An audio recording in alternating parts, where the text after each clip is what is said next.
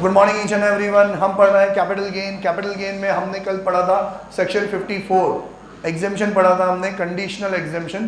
Conditional exemption में आपका जो भी कैपिटल गेन हुआ है उसको आप एग्जेम्प्ट करवा सकते हो अगर आप हमारे बताए हुए रस्तों पे इन्वेस्ट कर दो तो उन बताए हुए रस्तों में से एक रास्ता हमने पढ़ लिया सेक्शन 54। ये एग्जेम्पशन कहाँ एप्लीकेबल होता है कि जब भी कोई इंडिविजुअल या एचयूएफ अपना रेजिडेंशियल हाउस सेल करके कोई नया रेजिडेंशियल हाउस परचेज कर लेता है तो जो भी उसका कैपिटल गेन है वो एग्जेम्प्ट हो सकता है। एग्जेम्पशन का अमाउंट क्या होगा? अमाउंट इन्वेस्टेड और capital gain which ever is lower. ठीक है।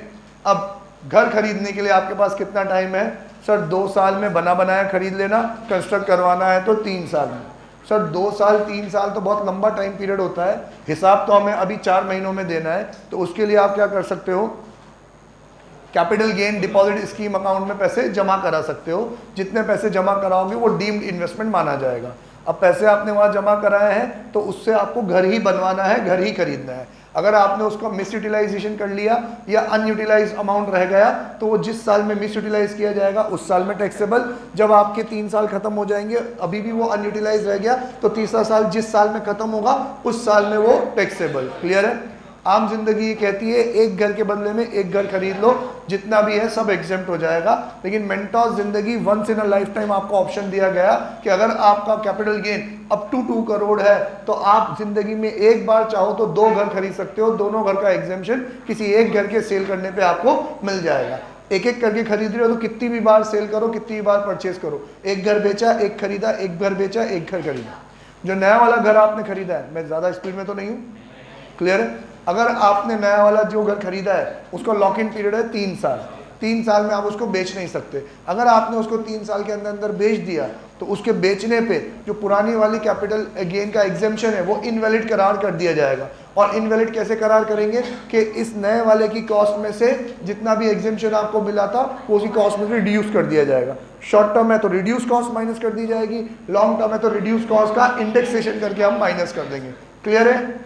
सारे रूल्स मैंने लगभग आपको पढ़ा दिए। एक नया रूल जो इसी साल अमेंड हुआ है, इससे पहले नहीं था, वो ये है कि इस सेक्शन 54 में मैक्सिमम एग्जेम्पशन 10 करोड़ से ज्यादा नहीं मिलेगा।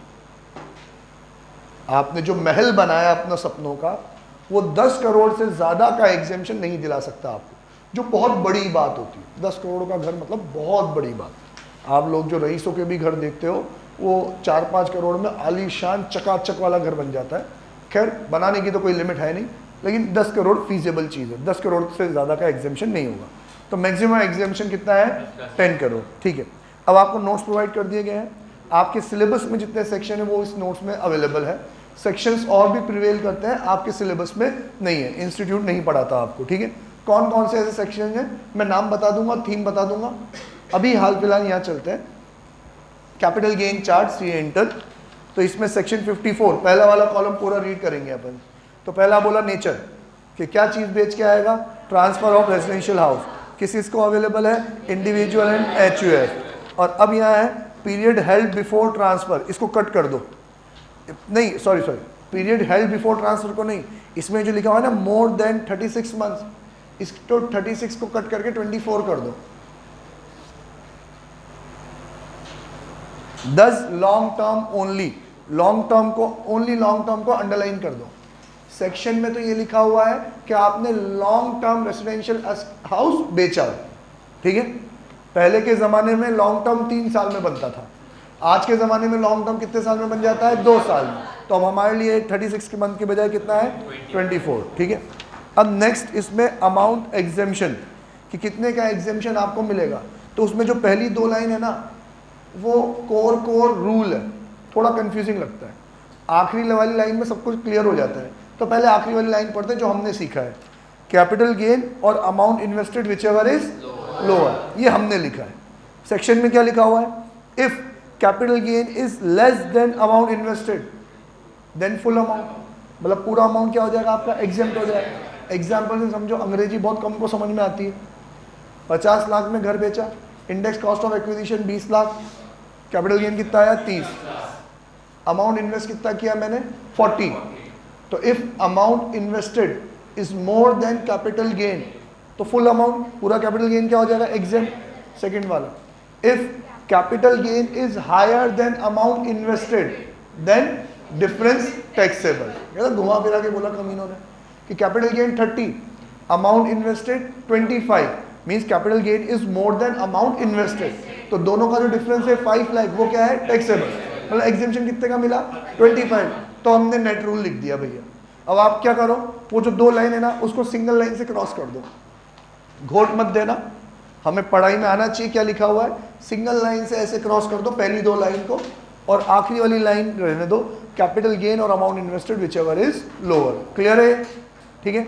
नेक्स्ट, कंडीशंस, क्या क्या कंडीशन आपको फुलफिल करनी है इस सेक्शन को अवेल करने के लिए।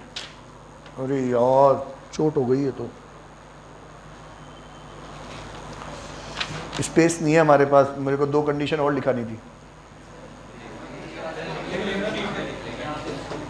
ठीक है, नहीं शीट में नहीं लिखेंगे अपन, यहीं आसपास कहीं लिखेंगे।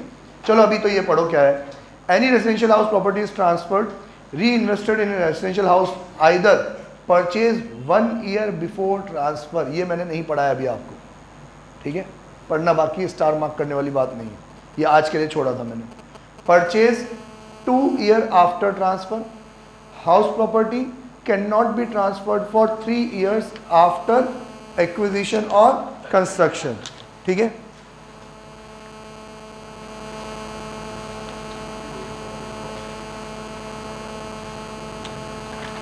अब इसके कंडीशंस में है ना, एक लाइन और लिख दो यहाँ पे, constructed 3 years after transfer, constructed 3 years after transfer, कि 2 साल में बना बनाया खरीदना है, 3 साल में आपको कंस्ट्रक्ट करना है, ठीक है।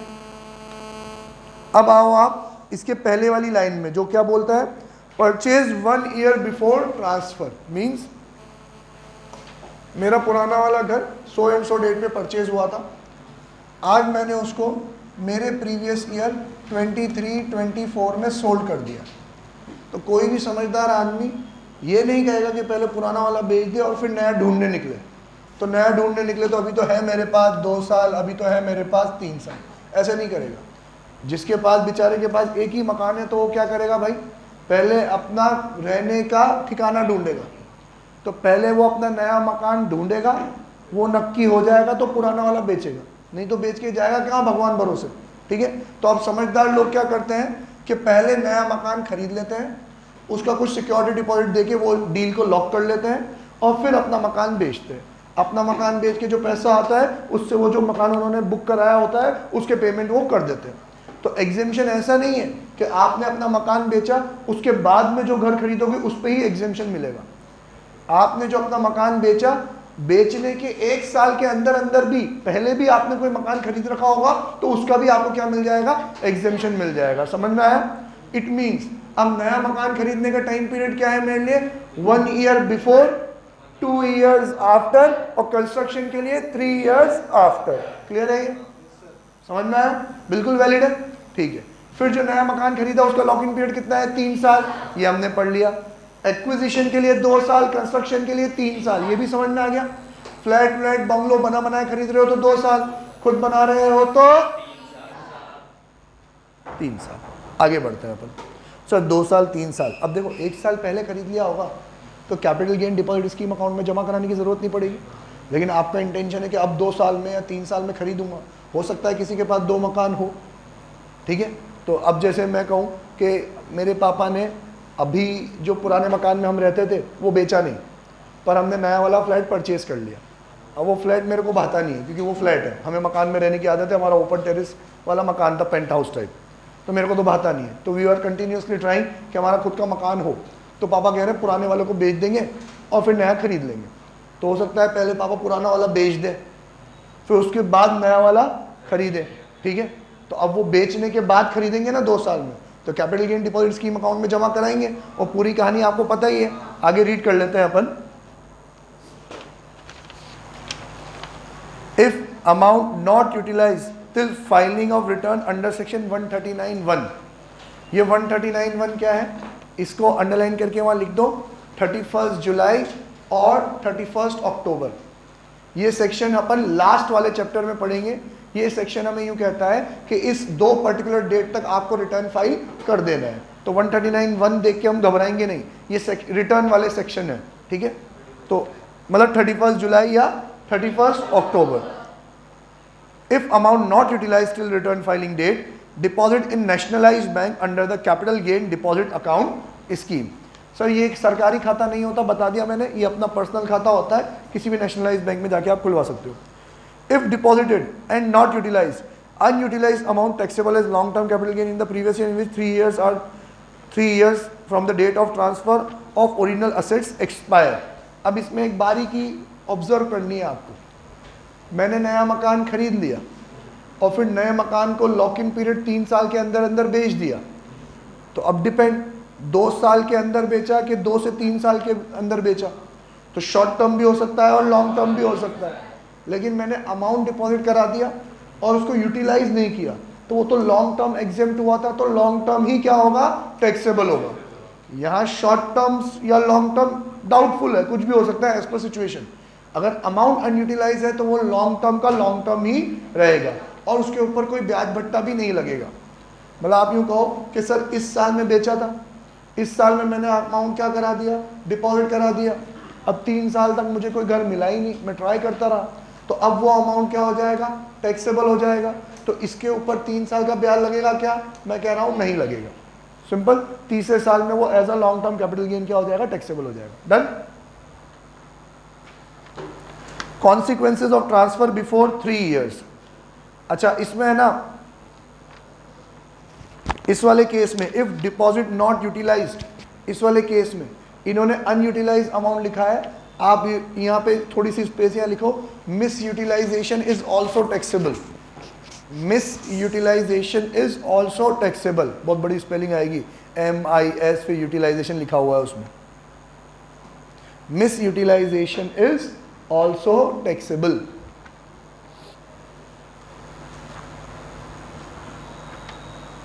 Consequences of transfer before 3 years, ये मैं आपको पढ़ा चुका हूँ, बस अब आपको ये चेक करना है कि लैंग्वेज जो लिखी हुई है आपको समझ में आ रही है कि नहीं आ रही, ठीक है। The cost of new asset shall be reduce by the amount of capital gain exempted earlier. Simple, कि जो नई असेट की कॉस्ट है वो अमाउंट एग्जेम्प्टेड से क्या हो जाएगी, रिड्यूस कर दी जाएगी। Therefore amount of capital gain exempted earlier, वापस पढ़ रहा हूँ मैं, इस लाइन को स्किप करते हैं। Therefore, amount of capital gain on sale of new asset, ये लैंग्वेज क्या लिखी हुई है यार, इसमें कुछ मिसप्रिंट है। Therefore, amount of capital gain on sale of new property and capital gain exempted earlier chargeable to tax in the year of sale of house property। तो ये जो बीच में पहला therefore आया ना 2 लाइन का, therefore amount of capital gain exempted earlier full stop, वो cut कर दो, वो दो लाइन आप कट कर दो, earlier तक ये कट कर दो आप लोग, ठीक है। अब इस पूरे नोट्स में 2 बात नहीं लिखी हुई है। कौन सी वाली 2 बात, कि 2 करोड़ के अंदर अंदर आप 2 मकान खरीद सकते हो, once in a lifetime option है, ये नहीं लिखा हुआ है। और मैक्सिमम एग्जेम्पशन 10 करोड़, ये भी नहीं लिखा हुआ है। तो ये मैक्सिमम एग्जेम्पशन 10 करोड़ तो आप यहाँ लिख दो इस वाले में। अमाउंट एग्जेम्पशन ऑन में विच इज लोअर लिखा हुआ है ना आपका पहले पेज पे चौथे नंबर पे, उसमें लिख दो मैक्सिमम एग्जेम्पशन 10 करोड़।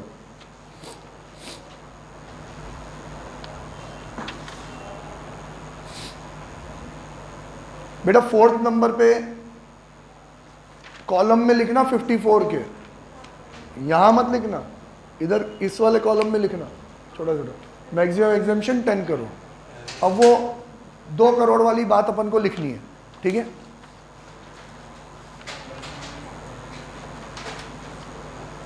इसको आप ये 5th वाले कंडीशंस में थोड़ा स्पेस है वहां लिख सकते हो आप। assessee can buy 2 houses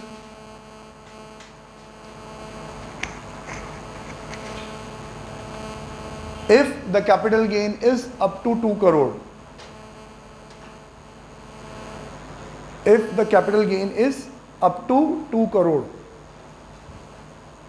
Assessee can buy 2 houses if the capital gain is up to 2 crore. और इसके नीचे ब्रैकेट में लिखो once in a life time,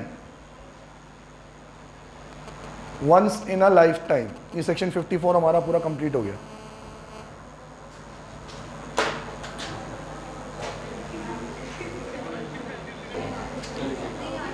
चलो बेटा नेक्स्ट सेक्शन पढ़ते हैं। और अब आपके जो अगले सेक्शंस हैं वो थोड़े सिंपल हो जाएंगे, क्योंकि राउंड अबाउट अब थीम यही चलेगी कि कोई एक पर्टिकुलर असेट बेच के दूसरा पर्टिकुलर असेट हमें खरीदना होगा।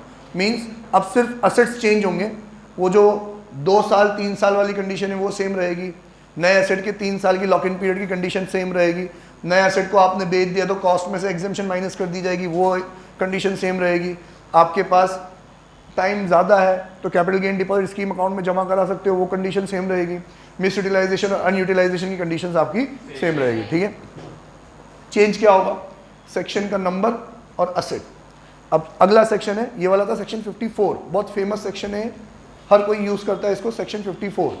अगला है आपका सेक्शन 54B। पहले नोकिया आते थे, नोकिया में है ना सीरीज चलती थी, N सीरीज, E सीरीज, इसमें 54 की सीरीज चली है। 54, 54B, 54D, 54EC, 54F, ऐसे चलेगा। 54G, 54GGA जो आपके सिलेबस में नहीं है, 54EE, 54EB आपके सिलेबस में नहीं है। ठीक है, तो चलो 54B पढ़ते हैं। हल लो, हाँ हमारे अच्छा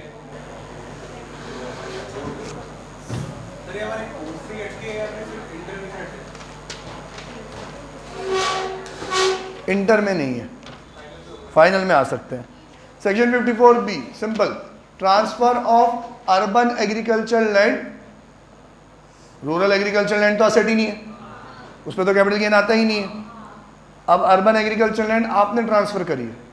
मैं इसका एक सेक्शन और पढ़ा चुका हूँ आपको, सेक्शन 1037, उसमें मैंने यूँ पढ़ाया है कि अर्बन एग्रीकल्चर लैंड अगर कंपलसरी एक्वायर्ड है तो वो तो वैसे ही एग्जेम्प्ट है। अब urban agriculture land compulsory acquired नहीं है, मैंने इंटेंशनली क्या करी है, सेल करी है, तो मैं चाहूँ तो इस कैपिटल गेन को भी क्या करवा सकता हूँ, एग्जेम्प्ट करवा सकता हूँ। कब? अगर मैं कोई और एग्रीकल्चर लैंड परचेज कर लूँ। बहुत सोच समझ के बोल रहा हूँ, ढंग से सुनना। मैं कोई और अर्बन एग्रीकल्चर लैंड खरीदूँ ऐसा नहीं कह रहा हूँ, मैं कोई और एग्रीकल्चर लैंड खरीदूँ तो एग्जेम्पशन मिल जाएगा। अब वो नई वाली एग्रीकल्चर लैंड अर्बन हो कि रूरल हो कोई फर्क नहीं पड़ता। समझ में आया कि नहीं? मीन्स देखो किसानों का तो कितना ख्याल रखा उन्होंने कहा भाई गांव का किसान तू तो वैसे ही माफ।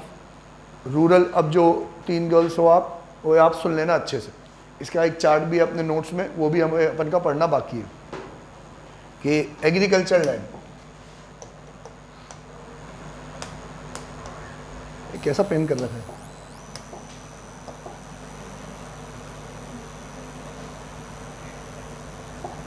एग्रीकल्चर लैंड 2 पार्ट में बांटूंगा मैं इसको, एक तो है रूरल और एक है अर्बन। रूरल वाला तो हमारे लिए हमारा कैपिटल असेट ही नहीं है, कैपिटल असेट नहीं है तो इसके ऊपर कैपिटल गेन नहीं आएगा, ये रूल में लिखा हुआ है। ठीक है, ये आपको एक्सेप्ट करना है कि ठीक है भाई गांव में खेतीबाड़ी की ज़मीन जो है वो असेट नहीं है तो उस पर कैपिटल गेन नहीं आता। शहर की जो खेतीबाड़ी की ज़मीन है वो असेट है।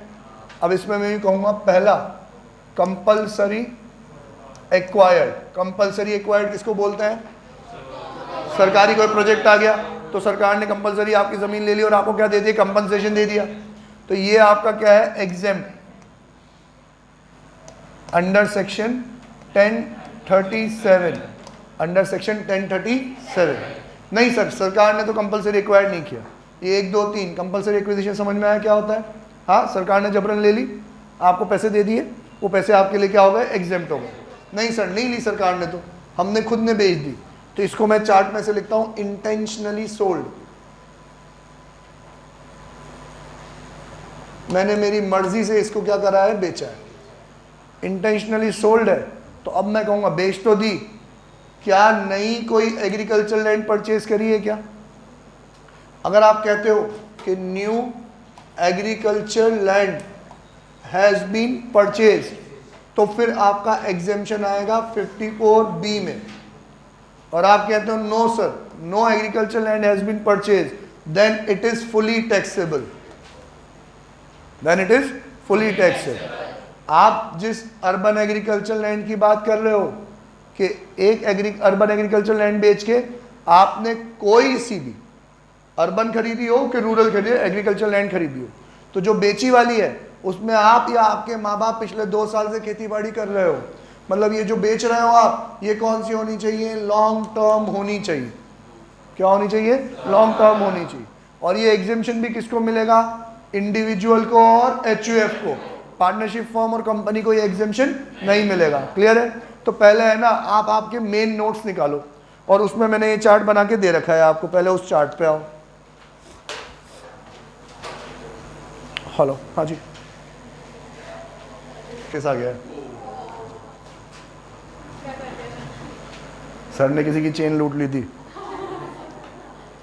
पहले अपन अपने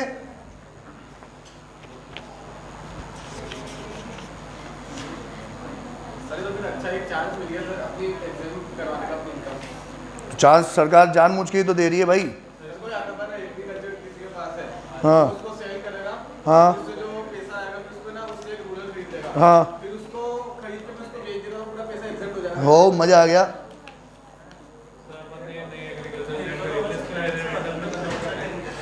हम सारे चोरी चकारी में ही दिमाग लगाते हो सालों। हाँ, वही पढ़े लिखों की चोरी को टैक्स प्लानिंग बोलते हैं, और क्या। हाँ, लूप होल है, मैं कह रहा हूँ ना, हाँ लूप होल है। ले चलो पहले ये वाला चार्ट देख लो प्लीज। आप लोगों के पास ये नोट्स है बेटा, कोई नोट्स इनको शेयर कर दो पीछे।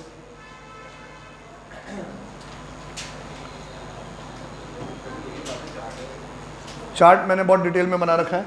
लैंड, एग्रीकल्चर लैंड और non agriculture land. Non agriculture के लिए ऑलवेज टैक्सेबल, एग्रीकल्चर लैंड में रूरल और अर्बन। रूरल वाला not a capital asset, no capital gain. समझ में आया? अब अगर अर्बन पे आते हैं तो लॉन्ग टर्म कैपिटल गेन और शॉर्ट टर्म कैपिटल गेन।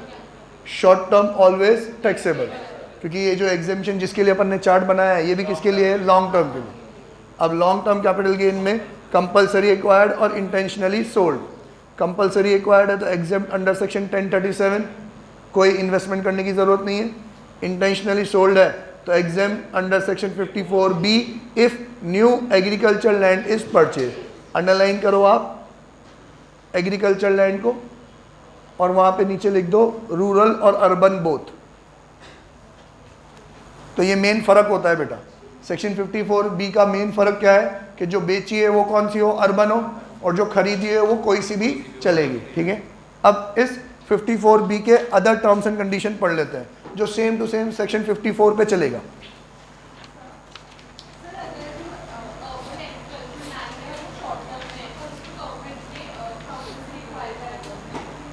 नहीं मिलेगा। गवर्नमेंट कंपलसरी एक्वायर करती है तो कोई अत्याचार थोड़ी करती है, आपको पूरे पैसे देती है। आपको पैसे मिल रहे हैं और कैपिटल गेन हो रहा है तो आपको टैक्स देना भी चाहिए। वही बात तो ये हो रही है कि हमने तो उंगली पकड़ाई थी, अब तुम माथे आ रहे हो। अरे यार समझ नहीं रहे आप, समझो। आप किसी एक एग्जामिशन को देके रूठ जाते हो, नहीं गलत है ना सर, वहां तो दिया, यहाँ क्यों नहीं दिया? अरे वहां दिया, उनकी मर्जी, मालिक हो, यहाँ दिया दिया, जहाँ नहीं दिया नहीं दिया।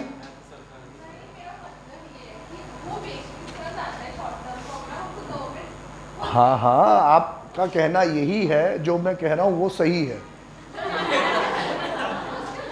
अगर ऐसा है तो फिर तो गवर्नमेंट जितनी भी चीजों को कंपलसरी एक्वायर कर रही है सबका टैक्स माफ होना चाहिए।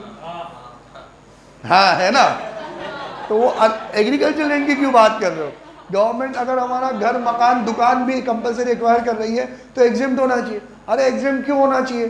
गवर्नमेंट जो एक्वायर कर रही है उसके लिए गवर्नमेंट आपको पैसे दे रही है।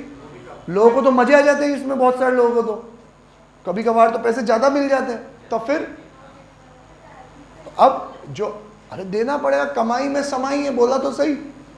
आपको जो पैसा मिल रहा है अगर वो एक्स्ट्रा मिल रहा है तो कैपिटल गेन टैक्स देने में तुम्हारे बाप का क्या जा रहा है? तुम पहले इंडेक्सेशन भी तो करवा रहे हो, तो टैक्स पे ही तो ले रहे हैं। कोई वो थोड़ी है, वो माहिष्मती थोड़ी चल रहा है भल्लाल देव का, छोड़े मार मार के पैसे ले रहे हैं। भाई जो फायदा हो रहा है उसके ऊपर क्या ले रहे हैं? आज से टैक्स ले रहे हैं, गलत थोड़ी है। गलत तो आपको क्यों लग रहा है? क्योंकि हमें तो आराम में जीने की आदत हो गई है। हमने तो ये पढ़ लिया है कि वहाँ पे एक एग्जेम्प्ट हुआ था कंपलसरी एक्विजिशन में भी यहाँ पे भी क्या होना चाहिए, एग्जेम्प्ट होना चाहिए। समझ में आया? इसकी एक कहानी सुनाता हूँ मैं आपको। मैं जब आर्टिकलशिप के लिए जाता था तो मैं हाईवे जो कंस्ट्रक्ट करते हैं ना, उस कंपनी की ऑडिट पे जाता था आर्टिकलशिप में, ठीक है। तो वहाँ पे एक इंजीनियर आते थे, तो हम लोग गेस्ट हाउस में रुकते थे, 2-2 3-3 महीने तक ऑडिट चलती थी, 3-3 महीने तक गेस्ट हाउस में रुकते थे हम। तो वहाँ पे एक इंजीनियर आते थे, बहुत अच्छे अंकल थे, वो बहुत सीनियर थे और बहुत एक्सपीरियंस था उनके पास। तो कभी किसी बात पे बात निकल रही थी तो उन्होंने मुझे बोला कि अरे यार ये देश का माहौल बहुत ख़राब हो रहा है। मैंने क्या हुआ कि अभी जैसे हमारा एक हाईवे बन रहा था कंपनी का, तो उसके बीच में है ना एक मस्जिद आ रही थी। तो अब वो मस्जिद जो आ रही थी, तो मस्जिद वालों ने हमसे रिक्वेस्ट करी कि प्लीज़ इसको आप तोड़ो नहीं, हाईवे को आप घुमा के यूँ निकाल सकते हो। हाईवे नहीं होगा, रोड होगा, रोड भाइयों के बीच में तो मस्जिद नहीं आती, रोड होगा कि रोड को आप थोड़ा यूँ घुमा के निकाल सकते हो। तो उन्होंने कहा कि गुंजाइश थी, तो हमने उनकी रिक्वेस्ट मान ली, तो हमने रोड घुमा लिया। अब आगे चल के उसी रोड में एक मंदिर भी आ गया। तो मंदिर वाले पहले मान गए थे क्योंकि हम उनको और अच्छा मंदिर और जगह देने के लिए रेडी थे, लेकिन उनको बाद में पता पड़ गया कि पीछे इन्होंने एक मस्जिद छोड़ी है। तो फिर अब हमें मंदिर भी छोड़ना पड़ा क्योंकि वो लोग नहीं माने। अब गवर्नमेंट तो है नहीं कंपलसरी एक्वायर कर लेंगे, तो प्राइवेट थी, तो हमें छोड़ना पड़ा। और साला अब वो रोड है ना, वो ब्लाइंड टर्न हो गया है, तो उसमें एक्सीडेंट होते हैं। तो ये वही वाली बात आ रही है कि आपने वहाँ क्यों दे दिया, फिर वहाँ एग्जेम्पशन दिया ना, तो फिर ये वाला मेरे को क्या लग रहा है, गलत लग रहा है। ठीक है, लॉन्ग टर्म यार, लॉन्ग टर्म है, लॉन्ग टर्म चीज़ों से लगाव हो जाता है। और रूरल है, आप खेती बाड़ी कर रहे हो इसलिए माफ है। शॉर्ट टर्म में आप कहाँ खेती बाड़ी कर रहे हो भाई, अभी खरीदी है 2 साल के अंदर अंदर तो कंपलसरी एक्वायर हो गई, तो शॉर्ट टर्म में तो लड़ने की वजह ही नहीं बनती। लॉन्ग टर्म में वैल्यूएशन भी ज़्यादा आता है, तो टैक्स की रेट मतलब वो जो ज़मीन की वैल्यूएशन है वो बढ़ जाती है, तो कैपिटल गेन भी क्या आता है, ज़्यादा आता है। आप कोई ज़मीन खरीदो 1.5-2 साल तक तो आपको उसके पूरे पैसे मिल जाए, वो भी बहुत मुश्किल है। ये तो बहुत लकीली ऐसा होता है कि मैंने कोई चीज़ 50 लाख की खरीदी, अब वो हाथों हाथ 60 लाख में बिकने के लिए रेडी है। अबे तुम उसको 6 महीने साल भर में बेचोगे ना, 50 लाख के खरीदने वाला भी नहीं मिलेगा आप लोगों को। समझ में आया? इसलिए रीजंस ऐसे सिचुएशंस बनी हुई है। गलत कुछ भी नहीं हो रहा है, सरकार आपको आपके बदले के पैसे दे रही है, आपको पैसे ज़्यादा मिल रहे हैं, आपका गेन आ रहा है, तो आपको टैक्स भी देना है। ठीक है, यहाँ फ़ायदा हो रहा है, ये अच्छी बात है। ये फ़ायदा देख के खार मत खाओ कि वहाँ तो हमारा क्या हो गया सर, नुकसान हो गया, वहाँ तो टैक्स देना पड़ गया। क्लियर है ये? ठीक है, ओके, ये वाला चार्ट पूरा हो गया।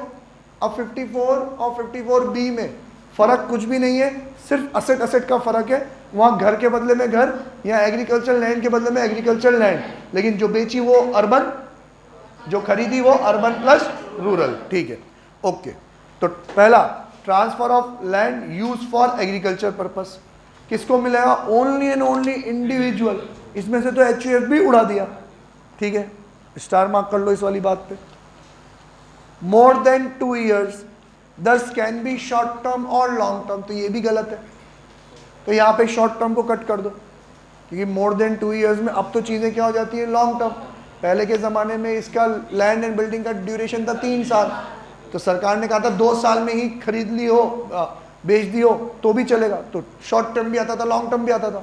अब तो क्या आएगा, सिर्फ और सिर्फ लॉन्ग टर्म आएगा। शॉर्ट टर्म वाली बात काट दो और लॉन्ग टर्म के आगे लिख दो ओनली। दस can be long term only. अब इसमें भी एग्जेम्पशन क्या है, वही whichever is lower, capital gain और amount invested whichever is lower. इसमें भी मैक्सिमम एग्जेम्पशन 10 करोड़ ही है। मेरे को बुक दिखा दो प्लीज़, क्योंकि ये अमेंडमेंट है, किस सेक्शन में आया किस सेक्शन में नहीं आया, आई एम नॉट श्योर। लज़ैत पॉज कर दो बेटा।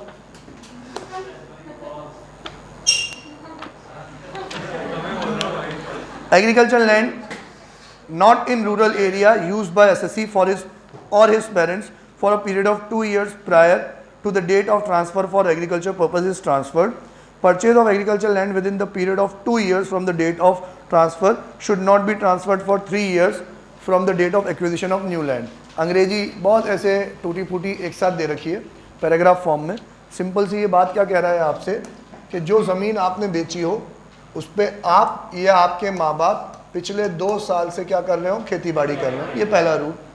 आप जो नई ज़मीन खरीदोगे वो 2 साल में आपको खरीदनी है। वहाँ पे 2 साल और 3 साल वाली कंडीशन थी ना, तीसरा साल किसके लिए था, कंस्ट्रक्शन के लिए। खेती बाड़ी की ज़मीन आप कंस्ट्रक्ट करवाते हो क्या? नहीं, तो 2 साल में खरीदनी है आपको, सिंपल। जो आप खरीद लो उसको आप 3 साल तक बेच नहीं सकते। 3 इयर्स क्या है? Lock in period. Done, clear है? चलूँ आगे बढ़ूँ? ओके, आगे बढ़ते हैं अपन। अब भैया वापस से 2 साल दे दिए तो capital gain deposit scheme account में जमा करा सकते हो। जितना जमा कराओगे वो डीम्ड इन्वेस्टमेंट माना जाएगा। उसको अनयूटिलाइज मत रहने देना 2 साल तक, और मिस यूटिलाइज मत कर लेना, ठीक है। अब अनयूटिलाइज वाला फंडा मैं क्लियरली बता दूं डेट वाइज। तो भाई बर्थडे बोल बेटा, बोल। 11 नवंबर 2023। हम तो हमारा वाला प्रीवियस ईयर लेंगे। 23-24 में इसने एक असेट सोल्ड कर दी, अर्बन एग्रीकल्चर लैंड। अब इसको था कि मैं दूसरी खेती बाड़ी की ज़मीन खरीदूंगा, ज़मीन है देखभाल के खरीदूंगा, 2 साल है मेरे पास। तो इसके 2 साल कब गिने जाएंगे? 11 नवंबर से 2 साल खत्म हो गए। बिल्कुल टेक्निकल चलूँ तो 11 नवंबर से स्टार्टिंग हुई तो एंड होगा 10th नवंबर। 10th नवंबर 2024, 10th नवंबर 2025, 10th नवंबर 2025। क्लियर है? यहाँ तक मुझे ये ज़मीन खरीद लेनी थी। इसने पैसे तो capital gain deposit scheme account में जमा करा दिए, पर ज़मीन खरीद नहीं पाया, अमाउंट अनयूटिलाइज रह गया। तो ये जो 2 साल की मुद्दत है, ये टाइम पीरियड है, कौन से फाइनेंशियल ईयर में ख़त्म हो रहा है? ये फाइनेंशियल ईयर आ गया 25-26। तो वो जो कैपिटल गेन वहाँ पे एग्जेम्प्ट हुआ था, वो 25-26 में as a long term exempt हुआ था, तो as a long term taxable हो जाएगा, ठीक है।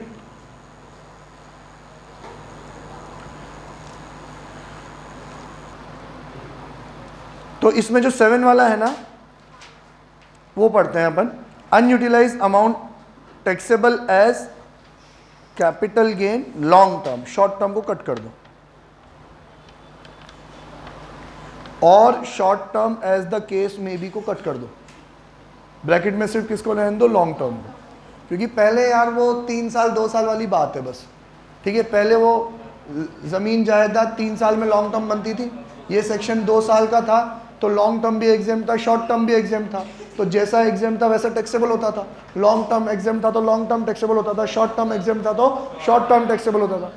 अब तो 2 साल में ही लॉन्ग टर्म बन जाती है, और ये सेक्शन भी 2 साल का टाइम पीरियड बोलता है। ये बात समझ में आ रही है आपको? तो एग्जामेशन लॉन्ग टर्म वाला ही है, तो टैक्सेबल भी कौन सा होगा? लॉन्ग टर्म वाला, ठीक है। Consequences of transfer before 3 years, same वही कॉन्सिक्वेंस कि नए वाले एसेट की कॉस्ट में से जो एग्जेम्पशन आपको मिला था वो क्या कर दिया जाएगा? माइनस कर दिया जाएगा। रिमेनिंग कॉस्ट अगर शॉर्ट टर्म है तो एज इट इज माइनस कर दी जाएगी, और लॉन्ग टर्म है तो इंडेक्सेशन के बाद माइनस कर दी जाएगी। क्लियर? तो ये सेक्शन 54B भी संपला हमारा। बोल। हाँ, इसमें भी 2 नहीं है, एक ही है। बाकी इसमें है ना कोई ऐसा स्पेसिफिक नहीं है, इसमें मैंने कहीं पे ये स्पेसिफिक पढ़ा नहीं है कि ज़मीन एक ही खरीदनी है, 2 ही खरीदनी है। मैंने किसी स्पेसिफिक क्वेश्चन में भी नहीं देखा। क्वेश्चन भी आता है तो यही आता है कि आपने अपनी ज़मीन बेची और अपनी ज़मीन खरीदी। अब ज़मीन है यार, छोटी बड़ी तो चलेगी, जैसे मकान छोटा बड़ा होता है, ज़मीन भी छोटी बड़ी तो चलेगी। तो 1 या 2 का आप क्वेश्चन पूछ रहे हो, मैं कह रहा हूँ 1 के बदले 1, लेकिन मैंने ये कहीं नहीं पढ़ा है कि 2 खरीदोगे तो दूसरी का एग्जेम्पशन नहीं मिलेगा। ऐसा कोई क्वेश्चन भी नहीं आया है और मैंने कहीं पे पढ़ा भी नहीं है। तो अभी अपन जैसा है वैसा है, ज़्यादा दिमाग नहीं लगाते कि ज़मीन के बदले में ज़मीन, तो सर एक ही होगा। 2 वाला ऑप्शन तो उन्होंने अलग से दिया है, once in a lifetime दिया है, तो इंपॉर्टेंट चीज़ होगी तभी तो once in a lifetime दिया। तो अभी 1 के बदले में 1 होगा, ज़्यादा गहराई में चिंतन करने की ज़रूरत नहीं है इसमें। ये भाई अपन आगे पढ़ने वाले हैं। अब ये कह रहा है ज़मीन बेच के घर खरीदा हो तो 54 एप्लीकेबल नहीं हुआ, 54B भी एप्लीकेबल नहीं हुआ। कोई और सेक्शन एप्लीकेबल हो रहा है क्या? बढ़ते चलो आगे, ठीक है। अगला है सेक्शन 54D। ये कहता है कि अगर आपकी इंडस्ट्रियल अंडरटेकिंग मतलब जहाँ पे आपकी क्या थी? फैक्ट्री थी। वो इंडस्ट्रियल अंडरटेकिंग अगर कंपलसरी एक्वायर कर ली हो सरकार ने, और फिर आपने 2 साल और 3 साल में नई इंडस्ट्रियल अंडरटेकिंग एक्वायर करी हो या कंस्ट्रक्ट कराई हो, तो जितना भी उसमें पैसा लगाया वो क्या हो जाएगा? आपका एग्जेम्प्ट हो जाएगा। समझ में आया? सिंपल रूल है ये भी। घर के बदले में घर, अर्बन एग्रीकल्चर लैंड के बदले में एग्रीकल्चर लैंड, और इंडस्ट्रियल अंडरटेकिंग के बदले में इंडस्ट्रियल अंडरटेकिंग। क्लियर? ठीक है, चलो पढ़ते हैं। अब यार देखो कितना जस्टिफाइड आंसर दिया उन्होंने। पहले घर इंडिविजुअल और एचयूएफ, आपकी लैंड सिर्फ इंडिविजुअल, लेकिन इंडस्ट्री अगर मैं ऑपरेट करता हूँ तो ज़रूरी है कि मेरे नाम पे या फैमिली के नाम पे करूँगा। पार्टनरशिप फॉर्म क्रिएट करके, कंपनी क्रिएट करके भी तो करूँगा ना। तो अब सरकार कंपलसरी एक्वायर कर रही है, तो ये गलत ज़रूर होता कि यार ये खुद के नाम पे कर रहा था तो इसका एग्जेम्पशन है, मैं मेरी कंपनी बना के इंडस्ट्री ऑपरेट कर रहा था तो मेरे को एग्जेम्पशन नहीं होगा क्या? तो ये वाला एग्जेम्पशन किसके लिए है? एनईएसएससी, सबके लिए ये एग्जेम्पशन है। ठीक है, तो देखो फ़र्क देखो, हम compulsory acquisition of land and building forming part of industrial undertaking NESSC more than 2 years, 10 short term and long term. तो शॉर्ट टर्म को कट कर दो इसमें से भी। कैपिटल गेन भी वही, कैपिटल गेन और amount invested whichever is lower, और खरीदने का टाइम पीरियड भी वही है, 1 साल 1 साल पहले, 2 साल बाद, या कंस्ट्रक्शन है तो 3 साल बाद। सॉरी 1 साल पहले इसमें हो ही नहीं सकता, लॉजिकली ये पॉसिबल ही नहीं है। कंपलसरी एक्वायर है तो सरकार कब कंपलसरी एक्वायर करेगी पता ही नहीं है, तो 2 साल और 3 साल ही होगा इसमें। Land and building forming part of industrial undertaking is transferred and SCC has purchased constructed land और building within period of 3 years from the date of compulsory acquisition. Newly acquired land and building to be used for industrial purpose, shifting or re-establishment or setting up of another industrial undertaking should not be transferred for 3 years from the date of acquisition. फिर वही nationalised bank में capital gain deposit scheme account में जमा करा दो। Unutilise amount और मिसयूटिलाइज amount taxable हो जाएगा as it is. Short term तो होता ही नहीं है, तो इसमें से भी वो शॉर्ट टर्म वाली बात पूरी काट दो, और short term as the case में भी वाली बात काट दो। लॉन्ग टर्म से लॉन्ग टर्म टैक्सेबल हो जाएगा, और आप उसको बेच नहीं सकते। 3 साल तक बेच दोगे तो उसकी कॉस्ट में से जो कैपिटल गेन आपका एग्जेम्प्ट हुआ है वो क्या कर दिया जाएगा? माइनस कर दिया जाएगा। ठीक है,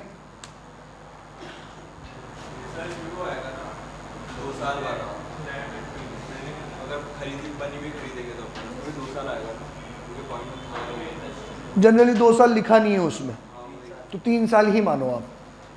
हो सकता है नोट्स में नहीं लिखा, इधर भी नहीं लिखा हुआ होगा, मैं देख लेता हूँ, रुक जाओ।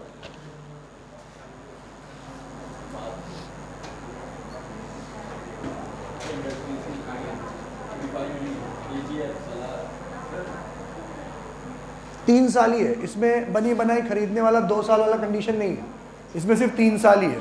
कंस्ट्रक्ट करवा रहे हो तो भी 3 साल, बनी बनाई खरीद रहे हो तो भी 3 साल।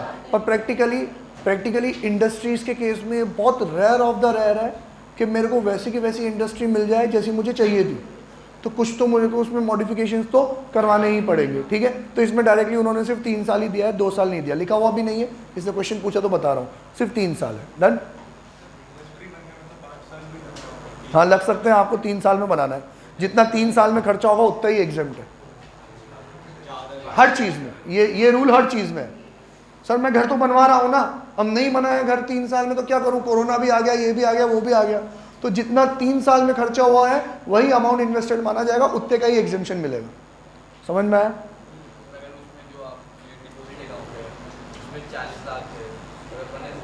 तो बात कर तो दी अपन ने, आ जाएगा आ जाएगा।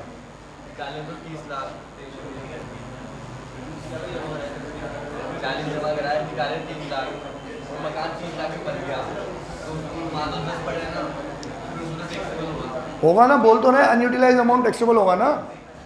अरे सिंपल सी बात है यार, आपको घर बनाने के लिए 3 साल दिए, आपको ज़मीन खरीदने के लिए 2 साल दी, आपको इंडस्ट्री बनाने के लिए 3 साल दिए, एग्जेम्पशन लेने के लिए तो 4 महीने ही थे, हिसाब तो 4 महीने में सबमिट करना था, आपने पैसा कहाँ जमा करा दिया? Capital gain deposit scheme account में।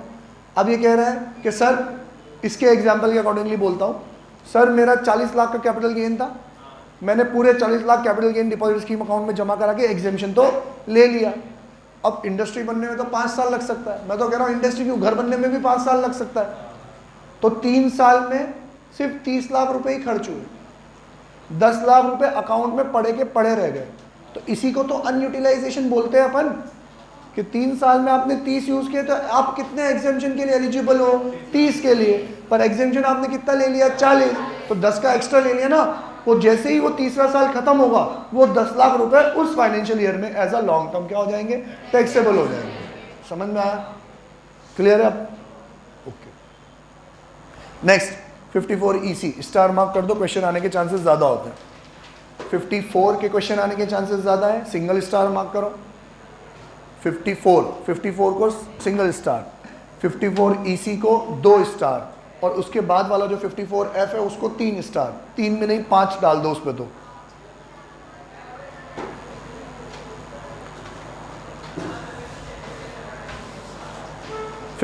EC खाली थीम बता रहा हूं, इसमें 54, 54B, 54D से रिलेटेड बहुत सारे चेंजेस हैं और प्रैक्टिकल चेंजेस होने भी चाहिए थे।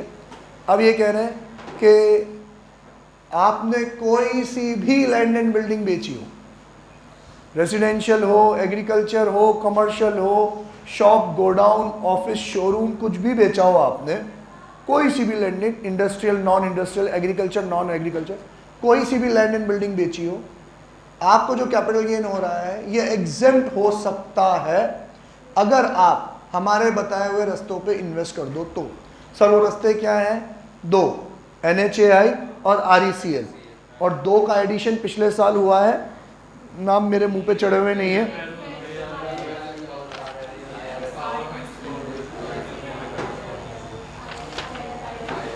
NHAI, national highway authority of India, rural electrification corporation limited, एक रोड बनाने वाला सरकारी विभाग और एक गांव-गांव में बिजली पहुंचाने वाला सरकारी विभाग। पावर फाइनेंस कॉरपोरेशन, ये RECL को फाइनेंस करता है, तो इसके भी बॉन्ड्स आपने खरीदी हो। और एक रेलवे वाला, इंडियन रेलवे फाइनेंस कॉरपोरेशन। और कोई सा भी बॉन्ड अगर गवर्नमेंट नोटिफाई कर दे तो, गवर्नमेंट ने अभी सिर्फ 4 को ही नोटिफाई कर रखा है। अब ये क्या भला है कि आप इन 4 विभाग के कोई से भी बॉन्ड्स परचेज करते हो, आइदर विभाग ने डायरेक्टली इशू किए हो या विभाग तो पहले ही इशू कर चुका था, मेरा घर अभी बिक रहा है, मेरी ज़मीन अभी बिक रही है, मुझे एग्जिबिशन लेना है, तो मार्केट से आपने इनके बॉन्ड खरीदे हो। ऐसे बॉन्ड जो आपके खरीदने के बाद 5 साल में क्या होंगे? रिडीम होंगे। ठीक है, तो सिंपल समझते हैं, फिर टर्म्स एंड कंडीशन का तो एडिशन करते जाएंगे। सिंपल कोई सी भी लैंड एंड बिल्डिंग बेचो, बदले में इन 4 बॉन्ड आप खरीद लोगे तो आपको एग्जेम्पशन मिल जाएगी। ये बॉन्ड कौन से होने चाहिए? ये 5 साल बाद रिडीम होने वाले बॉन्ड होने चाहिए। सर ये बॉन्ड कहाँ से खरीदने? जहाँ से मिल जाए खरीद लो, बस इनका रिडेम्पशन जब से आपने खरीदा है तब से 5 साल के बाद होना चाहिए। क्लियर है? इसमें मैक्सिमम एग्जेम्पशन होता है 50 लाख। कितना होता है? 50 लाख। ठीक है, अब क्योंकि बॉन्ड खरीदने हैं, फिक्स से 4 ही हैं, तो कोई सोचना देखना परखना थोड़ी है। जो अपन को घर खरीदने में 2 साल 3 साल का टाइम दिया, एग्रीकल्चर लैंड में, इंडस्ट्रियल अंडरटेकिंग में टाइम दिया, अब तुम्हें एग्जेम्पशन लेना है तो चट मंगनी पट गया भाई, आपका घर बिका, पैसे आए और आप क्या खरीद लो? बॉन्ड खरीद लो। तो टाइम पीरियड कितना दिया? Only 6 months. कितना टाइम पीरियड दिया? Only and only 6 month. Maximum exemption कितना होगा? 50 लाख। और इसका लॉक इन पीरियड 3 साल नहीं है, इसका लॉक इन पीरियड कितना है? 5 साल। ठीक है, इसका लॉक इन पीरियड कितना है? 5 साल। दोनों 5 साल अलग अलग हैं, दोनों 5 साल अलग अलग हैं। आपने जो बॉन्ड खरीदा हो वो बॉन्ड खुद अपने आप में 5 साल बाद रिडीमेबल होना चाहिए। मतलब वो 6, 7, 8, 9, 10 साल में रिडीम होना चाहिए। इवन उसका इनहेरेंट लॉक इन पीरियड भी कितना है? 5 साल। ठीक है, तो मान लो मैंने जो बॉन्ड खरीदा वो 8 साल में क्या होगा? रिडीम होगा, तो चलेगा सर ये बॉन्ड। अब इस बॉन्ड को मैं भी मार्केट में कितने साल तक नहीं बेच सकता? 5 साल तक नहीं बेच सकता। बेचा तो वो जो एग्जेम्पशन था वो एज इट इज क्या हो जाएगा? टैक्सेबल। इसकी कॉस्ट पोस्ट में से रिड्यूस नहीं किया जाएगा। वो जो एग्जेम्पशन था वो एज इट इज क्या हो जाएगा? टैक्सेबल हो जाएगा। क्लियर है ये बात? ठीक है, छोटे मोटे कुछ रूल और है, कल पढ़ेंगे अपन। Bye, tata, see you.